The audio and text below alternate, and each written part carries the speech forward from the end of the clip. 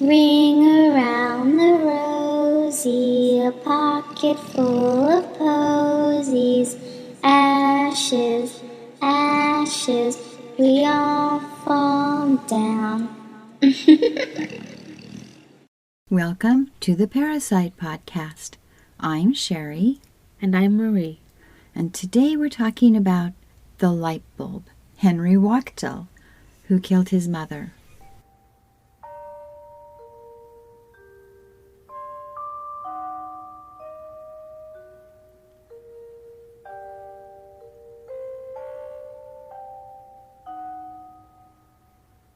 Karen K was a lot of things. Well, I think it was Karen K. I couldn't find any record of how she actually pronounced her name.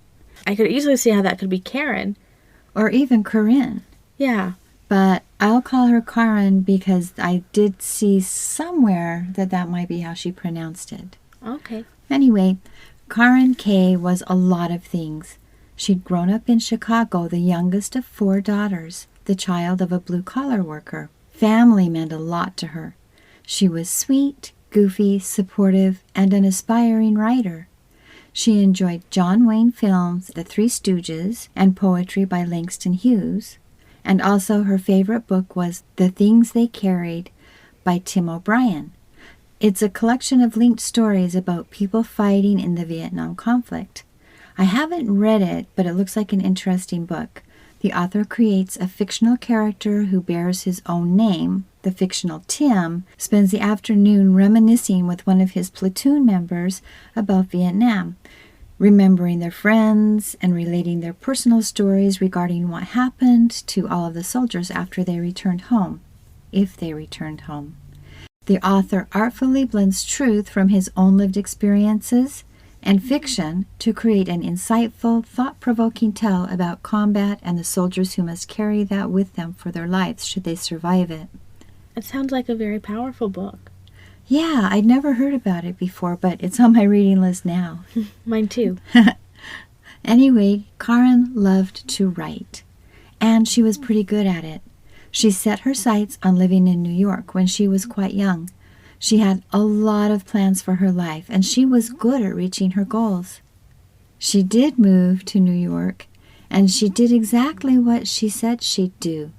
She became a writer. Good for her. Yeah. She'd written several episodes for America's Most Wanted, 3 books about film, and the screenplay for a late 1980s thriller called Call Me. Oh, I saw that movie. I wasn't really a fan. Me neither. I think that show really didn't make any sense.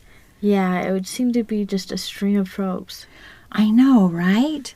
But she did figure out how to get a story she'd written produced, which is kind of cool. For sure.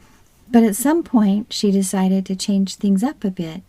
She became an instructor at the Pratt Institute, which is a private university, and she started teaching writing classes at the LaGuardia High School for Performing Arts as a visiting teacher. Oh, that's a pretty posh school, isn't it? I think Madonna's daughter, Lourdes, attended there. And Jonathan Latham, maybe? Yeah. Fortune of Solitude, Jonathan Latham, right? Exactly. Yeah, you're right.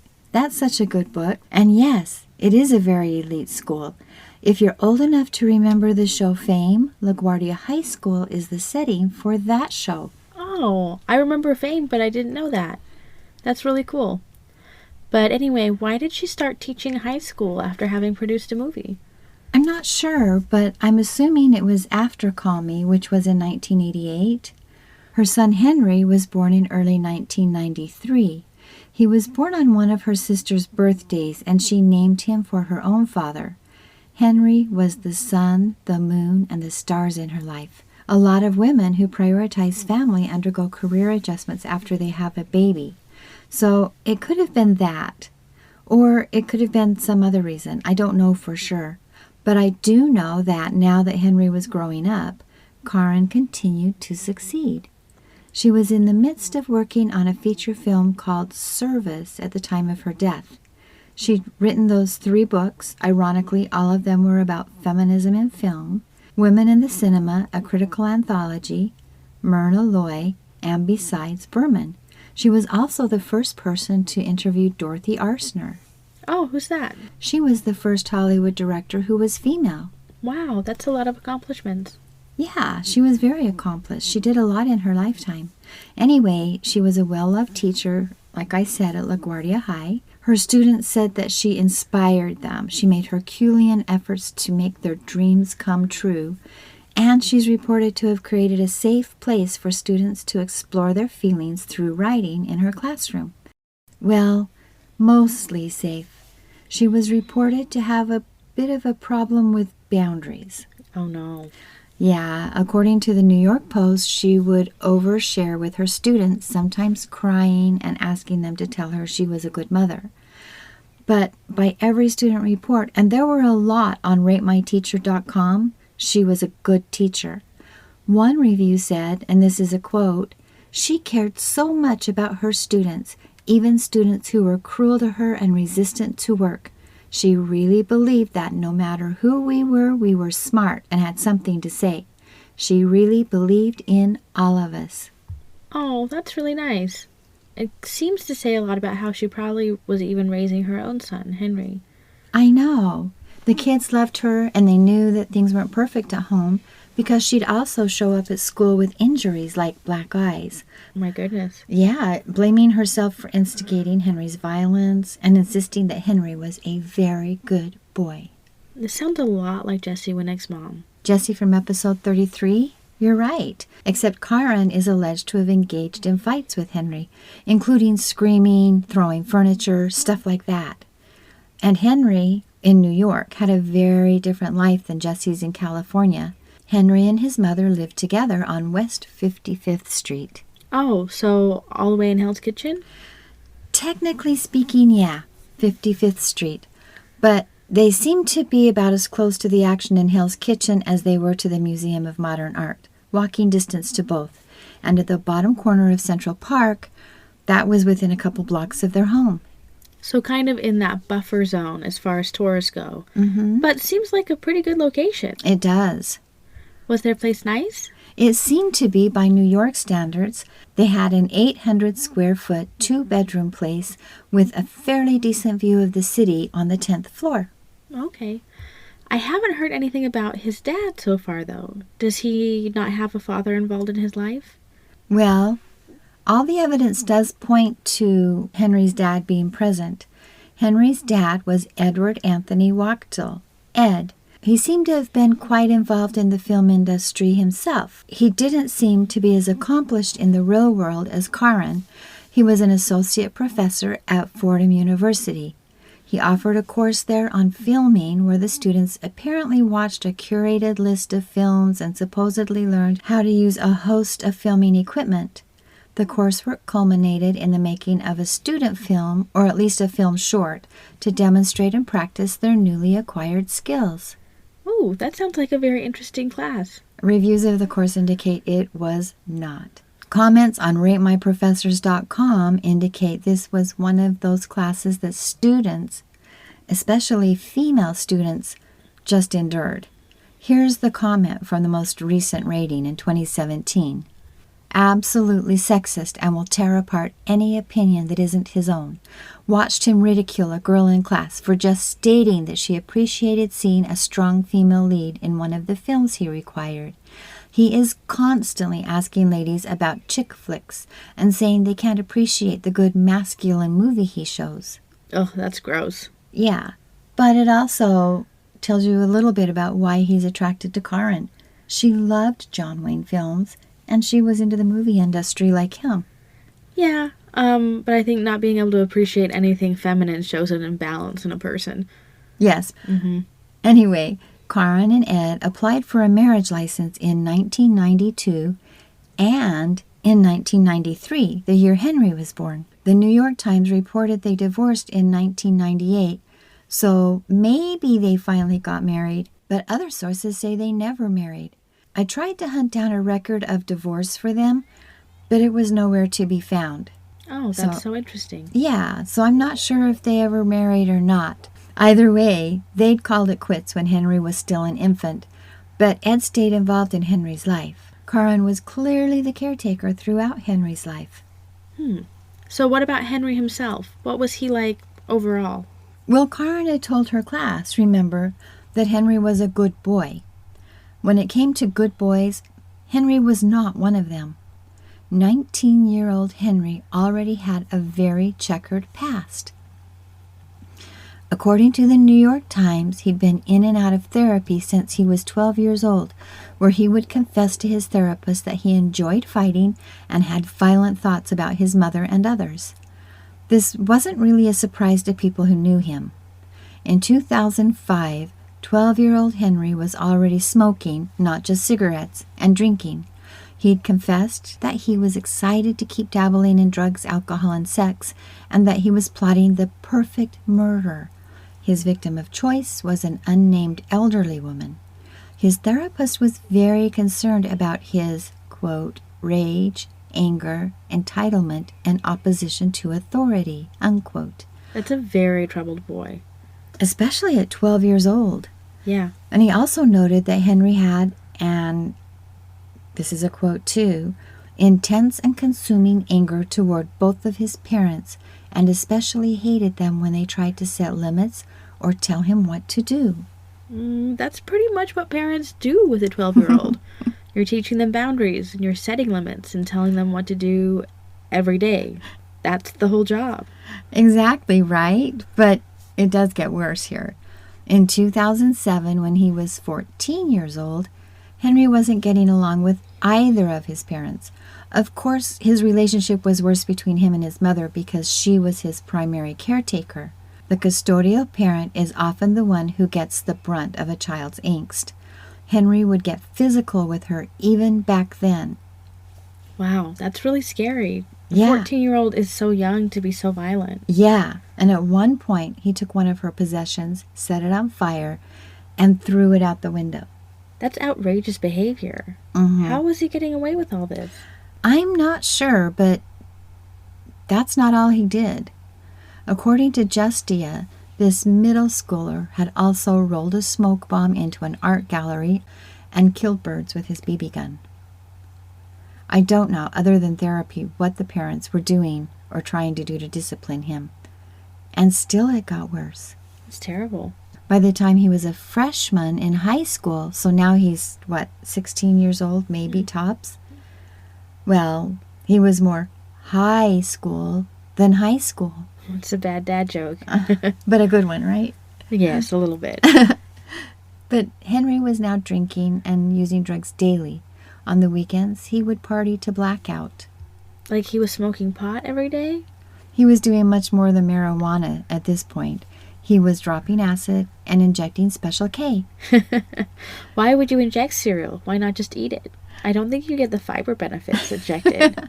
Well, Special K is ketamine. It's a drug. This kid.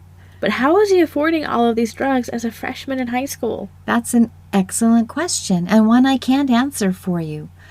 But ketamine is a bit of a nasty drug. It was around in the 70s, but it didn't really make a big splash until the 90s during the rave scene. It induces a state of sedation.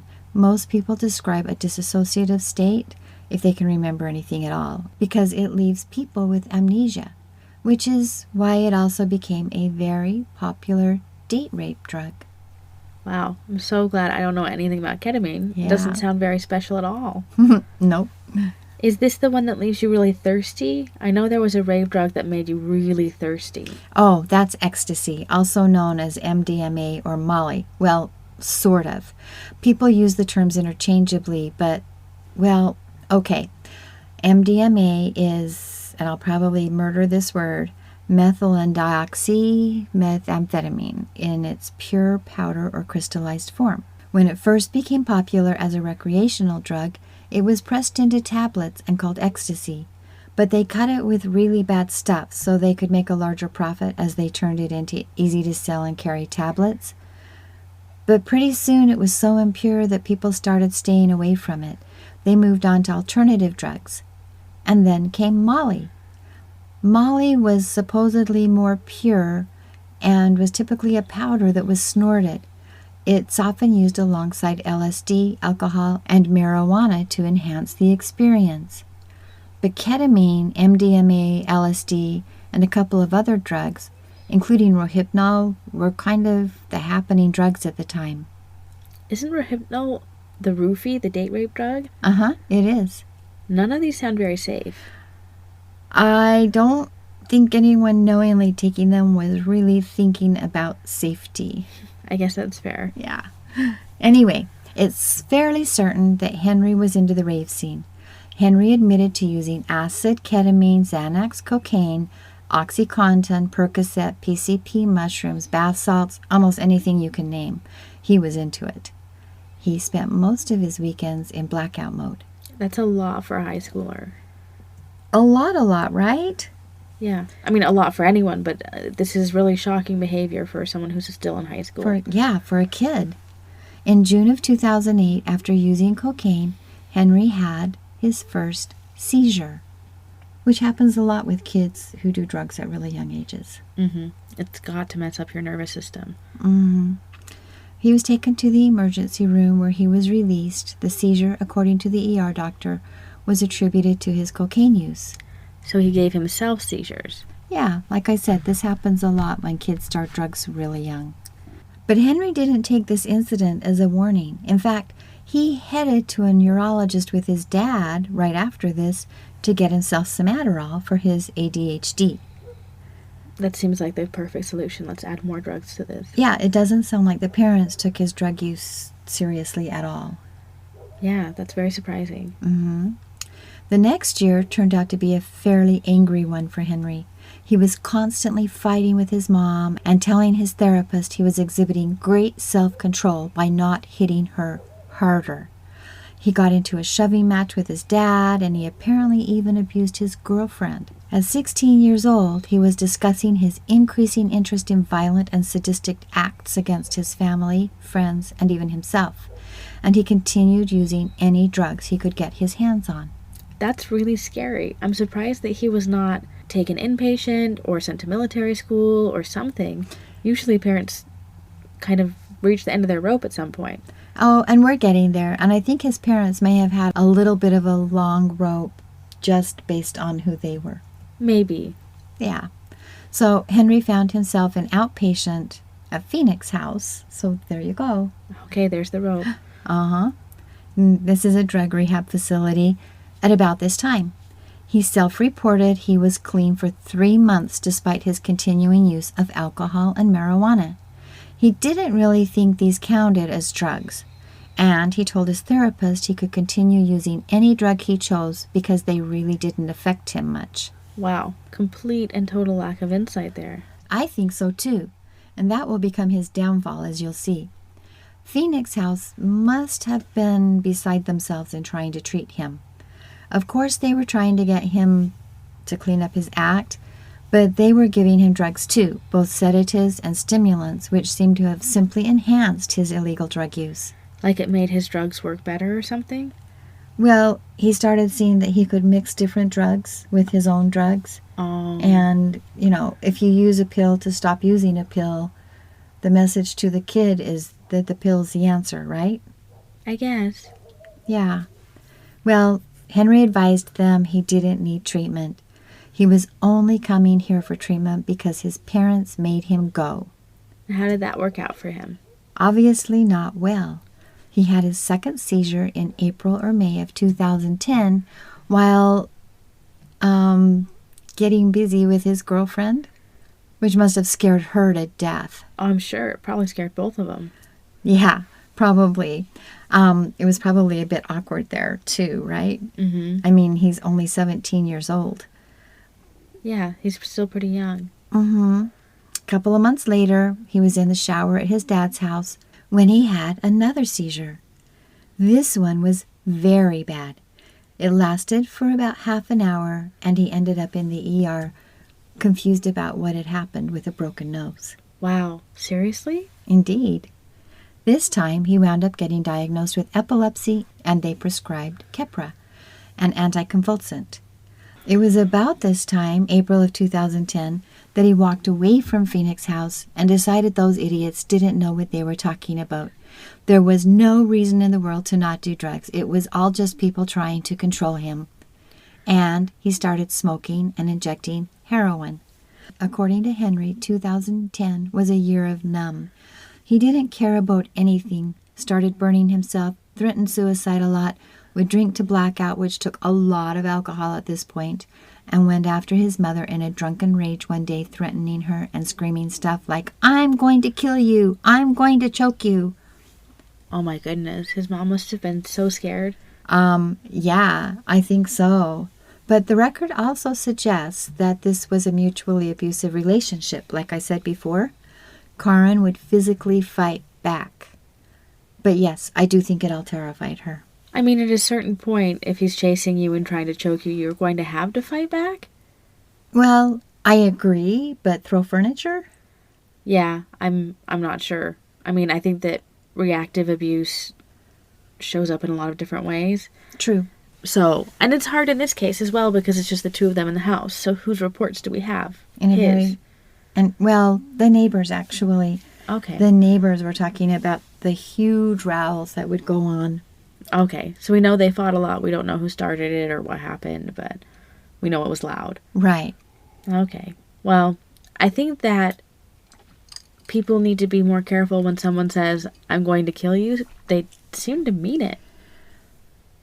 When you look at like cycles of abuse, someone who chokes you or threatens to choke you is probably going to kill you. Yeah, so... I wish she had taken him more seriously. Me too.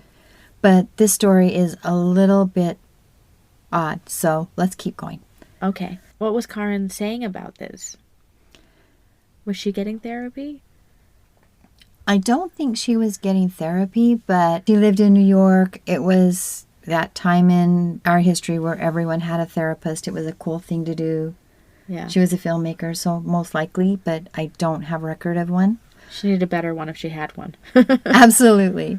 But she was out there telling all of her friends that Henry was struggling with anger issues and that she was very worried about him. And the neighbors indicate that this mother-son pair were in a very unhealthy, dysfunctional relationship based on her description. Like I said, the neighbors had discussed the loud furniture-throwing duo with the doorman.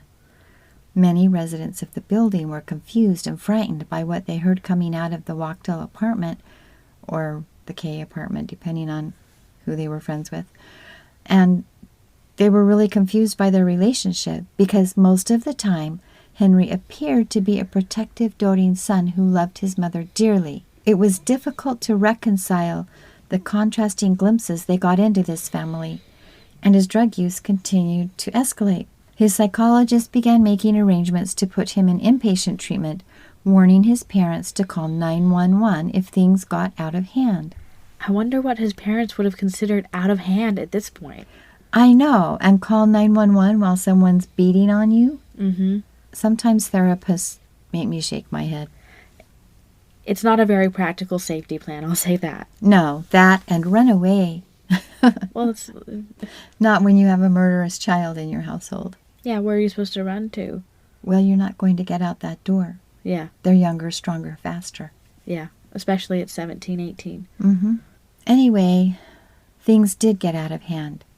And his parents did call 911. And Henry was rushed to the emergency room, only to be released again without treatment. Well, that makes sense. It's clear the kid is doing copious amounts of drug, and emergency departments see this all the time. I'm betting they just held on to him until he sobered up and then released him. It's what they usually do. Yeah, that is really common. But his parents were mad about it, and they used this as an excuse to keep Henry from seeing this psychologist any longer. So the specter of an inpatient mental ward disappeared. Which, I don't know, it seems like he needed that. I agree. Anyway, Henry continued to have seizures and also continued in his drug use. But he was now graduated from high school, well, a local alternative school, and his parents wanted him in college. He didn't really have the grades nor really the interest in this traditional trajectory, but his dad worked at Fordham, so he began attending school there in the continuing education department, while he continued living with his mom. So he wasn't a matriculated student, though? No, he wasn't. But he was in school, and success in continuing ed could easily lead to an acceptance into Fordham in the future. So his parents were trying. Yeah, I think the inpatient would have been smarter, though. I completely agree. It was also in 2011 that Henry got a taste of that film industry in which both of his parents had been involved. But unlike his parents, he wasn't working behind the cameras. He was in front of them for a short film, and his co-star was none other than a very young ingenue, Julia Garner. What? Julia Garner from Ozarks? Mm-hmm. And from Inventing Anna? Uh-huh. She's amazing. She is amazing. I really love her. But that short film, Our Time, despite being shown at the Cannes Film Festival, was rather unremarkable. It was produced by a student attending Columbia University, and it's about aimless kids who hang out in Central Park. If not for living in New York, they would have simply been mall rats, spoiled, self-involved, aimless characters. I guess I'm not a fan of the short. I'm a big fan, though, of Julia Garner. Me too. Anyway, Henry continued to have seizures, and those seizures seemed to be connected to his massive drug use. He didn't like having seizures, but Henry wasn't willing to give up his drugs, his erratic lifestyle, or his anger. The days melted together in a haze, and 2011 turned into 2012, while Henry continued to abuse his drugs, his mother, and really his life in general. He would often express his love for his mother, but neighbors say he was always screaming at her, ignoring her entreaties to get his life together and partying until the sun came up. At one point after the murder, he would tell his therapist, and this is a quote, "There is nothing better than getting off of the bus in New York City at 5 a.m., coming home from a good party." Wow, that is a lot of life experience. Mm-hmm. He's really young. Mm-hmm. But that probably describes his life habit of sleeping away most of the day and partying through the night. He was most assuredly not a morning person, and he didn't like taking his epilepsy medications, unless he was using them to augment his efforts to get high with other drugs. His mother found him a new psychologist who was seeing him for school difficulties, anxiety, poor sleep habits, and family conflict, according to the psychologist's notes. Wow, not for drug misuse or substance use disorder? Apparently not. But that makes sense, sort of, because Henry didn't see his drug use as a problem. And they lied to the psychologist, telling him that Henry had successfully completed drug treatment and only drank alcohol intermittently. Well, that's a really poor choice. I mean, you're coming to this person asking for help and they don't have the whole story? Well, it's almost like they didn't think his drugs were a problem. Yeah, maybe they were just deluding themselves, but... Or maybe, yeah. How are you going to get better? I mean, sleep issues and anxiety, maybe stop taking cocaine. Right. I know. His treatment did suffer for it, of course, and he spent his therapy sessions blaming his mom for his angry outbursts and his violence. He complained that his mother was too controlling. Sir, too controlling? I'm not seeing where anyone had tried to control this kid very much, ever. How did the psychologist not see that? I don't know. Henry wasn't really one to show up for his appointments, though, on the regular. And when he did show, he was usually late, so maybe they never really got a decent start at therapy. That makes sense. Anyway, in December of 2011, Henry and his mother both reported he was more irritable, ignoring how irritable he had been since his release from Phoenix House. They'd upped his Keppra to twice the recommended daily dose, instead of considering the fact that Henry often used his Keppra to enhance his highs from all of his other drugs while refusing to cooperate and take the Keppra as prescribed. Seizure management doesn't really work if you take your drugs only sometimes and you don't sleep and you mostly do other drugs. That's exactly where the problems were coming from. The neighbors continued saying they could hear that yelling, they could hear the furniture throwing, but it appeared Karen was always trying to do her best in caring for her son.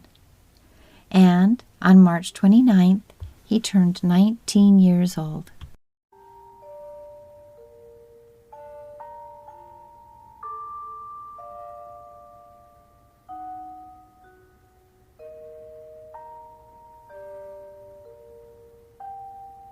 According to the New York Times, Henry and his mom spent a peaceful evening together on the night of April 9th, about a week and a half after his 19th birthday.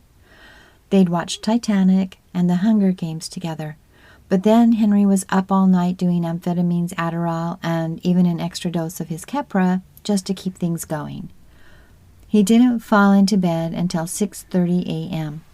He says when his mom woke him up, he was feeling good about the psych test he was scheduled to take that morning, which seems odd since continuing ed classes don't usually have tests. Yeah, and because he'd been up all night not studying. Exactly. He downed his seizure medication with his morning cup of coffee shortly before his seizure began. That's all he says he recalls. The next thing he remembered after his coffee was this, and it's a quote. "I woke up on the kitchen floor to the cops picking me up and my mother carried out on a stretcher." Wait, what? Yeah, that's it. That's the entire story, according to Henry. That does not seem like a very good story. Mm-hmm. And everyone just believes that? They didn't have to. There was a witness who was able to corroborate Henry's story. Oh, how? Well, on April 10th, 2012, 63-year-old Karen had called 911 at 9:30 a.m., deeply concerned about her son. He'd had seizures for a couple of years, so she knew what to expect, but this one was different. He seemed to be stuck in the posticle stage, the end of a seizure that begins when a seizure subsides and is characterized by disorienting symptoms such as confusion and drowsiness. That state was going overly long, and she was starting to worry he would never come out of it. Her voice of concern heightened on that 911 call as its focus changed. She was no longer afraid for his life because she was too busy defending her own life. "Help! Help! He's attacking me! Help! He's coming after me!" The dispatcher was left to listen to the sounds of Karen being beaten. Moments later, the dispatcher heard Henry crying out, "Mommy! Mommy! Please don't die!"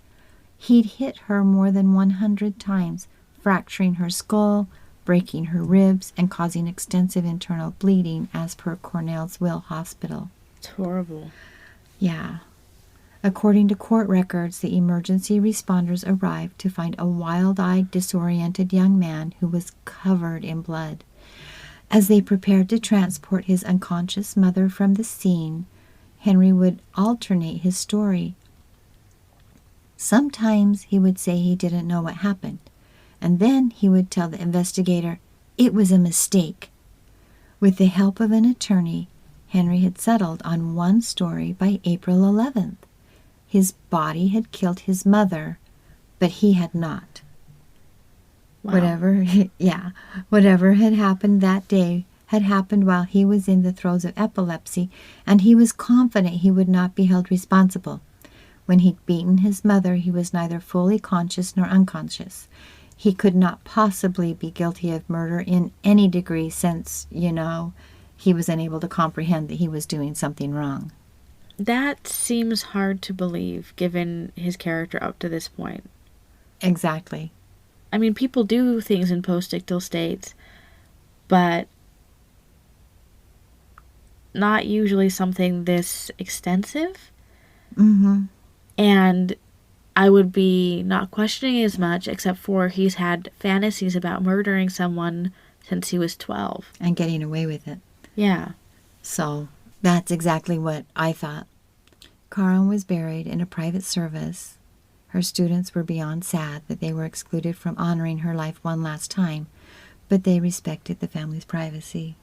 That's very sad.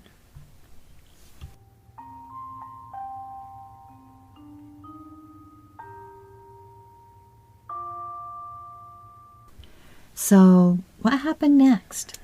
Well, Henry was arraigned the next day. He walked into court rather nonchalantly, not a bit bothered or upset. But by the time court started, he was on. He sobbed, and he covered his mouth with his hands, and carried on in a rather surprising way, considering how he'd entered the courtroom. Yeah, he worked really hard to look sympathetic to the court, And we'll leave a picture at Parricide.com if our listeners want to see a dramatized version of remorse. That seems harsh. Are you sure he wasn't actually filled with remorse in the moment? I know it sounds harsh, but let's listen to the rest of Henry's story, and I think you'll be agreeing with me. Okay.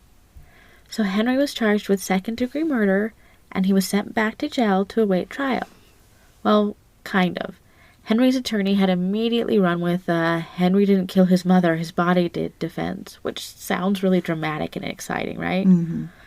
His attorney wanted Henry to avoid prison altogether in the long run, and he thought that he should be sent to a residential treatment center instead.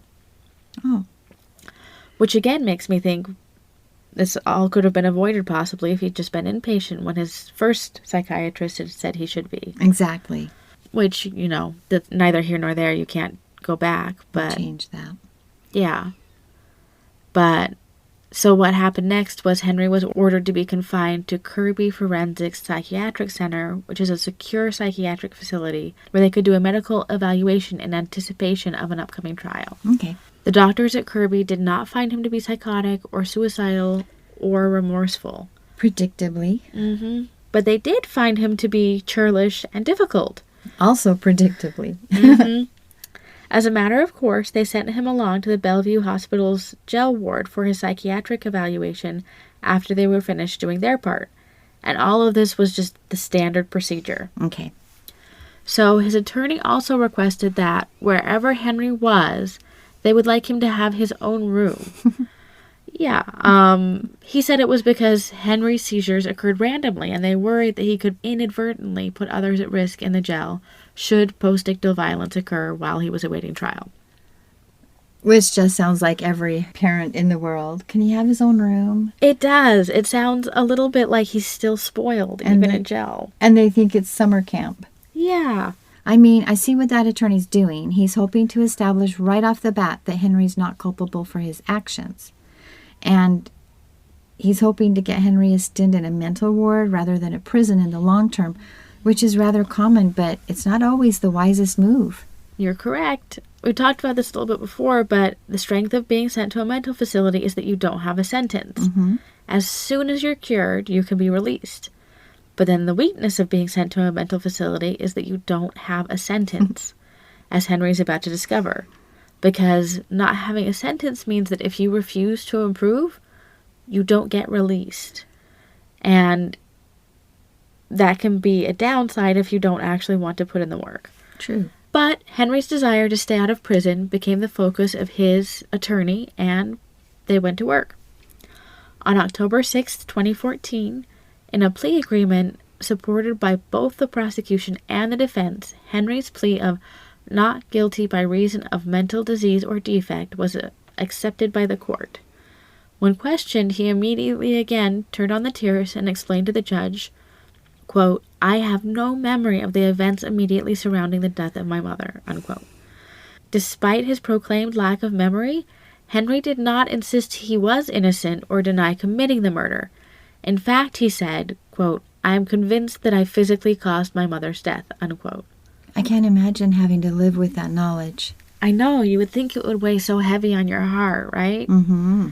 But Henry, as you will see, didn't really have a problem living with it. Wow. So now that his plea of not guilty by reason of mental disease or defect has been accepted, is he just going to go live with his dad? No, it doesn't really work that way. Because of the by reason of mental disease or defect part of his plea, he is now considered committed. So he's a ward of the court, and the court is in charge of his care and treatment until he is no longer deemed a danger to society and himself. So the only way for him to be released is if, after an instant hearing is conducted, the judge deems him to no longer be a danger to himself or others. Oh, so an involuntary commitment. Kind of, but it's even more than that. So let's take it back to the basics. First, I need to say that like many rules and laws, commitment laws are generally similar, but vary state by state. Okay. Commitments generally fall into two categories. You have voluntary commitment and involuntary commitment. A voluntary commitment is when a person is concerned about their mental health and chooses to take a short stay in a mental hospital to try and get better. when I hear that someone has checked themselves into a mental hospital, that's the voluntary commitment, right? That's right. So that might happen because this person has been in a mental hospital before and is still cognizant enough to recognize the signs that they aren't doing well. Okay. But it could also be at the suggestion of a therapist who is worried about them. It's completely fair for a therapist to say, I don't think you're doing so well. Do you want to check yourself in for some help? In some cases, the person takes a little time out and is back and ready to deal with life.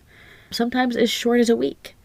But then sometimes, once voluntarily committed, the staff says, this is worse than we thought. This is going to take some time. And they might be held longer than they wished to stay. Oh, so like against their will. Yes. But now there's a second type of commitment, which is involuntary commitment. And that has to be a judicial action. But it's a little complicated because a lot of people who are committed involuntarily aren't criminals. They haven't done anything illegal. They are just in a really bad place in the throes of a mental health crisis. So those would be called non-criminal involuntary commitments. Okay. They don't go to court like someone who has broken the law, but they do have due process rights. So they get a hearing in front of a judge or a panel of judges who listens to some evidence and then determines if the person should be deemed a danger to others or themselves. Oh, okay. So they're not having a hearing about the bad or wrong things they did, just about whether they can govern themselves safely. Yeah. Okay. So that can happen, someone's behaving really erratically. It can happen if someone is suicidal. It can happen in a lot of circumstances. Okay. But that hearing is not to say, they've done something wrong or bad. It's just to say, do they lose their right to decide not to go to the hospital? Okay. And those are called commitment hearings, dangerousness hearings, instant hearings, or really a host of other names. But they're usually held inside the mental health facility. Okay. But then there are other commitments, like Henry's, where there is a crime involved. And they are adjudicated in a court of law because this person broke the law, but they may not have understood they were breaking the law because they were momentarily dispossessed. There are a couple of ways that states can determine this.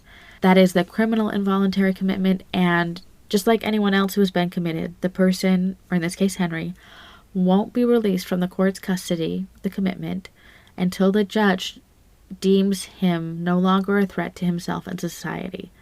So Henry has a ways to go before he'll be set free, but he wasn't going to prison. Okay. So, I don't know if you've ever seen the failed successfully meme, but it kind of feels like that's what he's done here. Yes. So, Henry's father wanted to be the one to take him to Aspen Hills, the treatment facility which the judge had ordered him to. And the judge did allow that, but they made him post a $100,000 bond, and he had strict instructions to go right there. So they had a mental health professional in court ready to ensure those orders were being followed.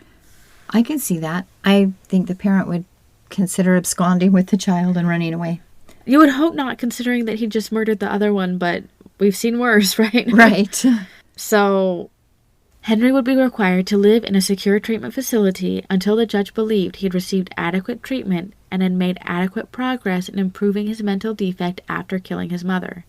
He would not be released until he could convince the court he could no longer be deemed a danger to society or himself. And Henry was convinced this would be a short stint. I don't think so. Given his mental health history, I don't either. He felt, though, that the only reason he'd killed his mother was the epileptic fit, which was over and, theoretically treated. Okay. Yeah, so, like most betting people who were listening to their defense attorney, he believed he would be released at his first judicial review. That's the instant hearing. Okay. His attorney announced to the media that Henry would not be treated for being a danger to the public or himself, but that he would enter a residential treatment center that would help him cope with the trauma of knowing that he had caused his beloved mother's death. He made sure the media was aware that both the prosecutor and defense had agreed to this plea deal, saying although Henry's body had killed Karen Kay, Henry had not technically murdered her. No mens rea.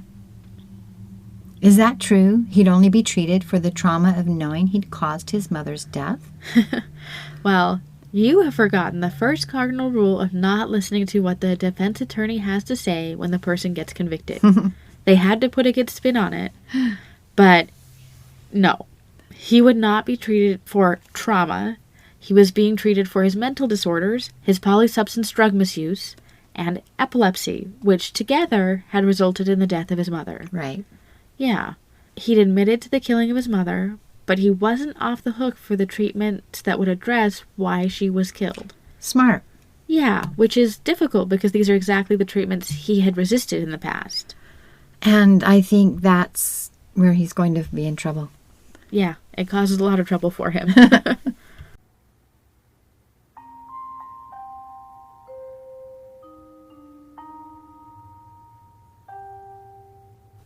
In our next episode, we will describe Henry's experiences in the mental health system and why he remains in that system still today.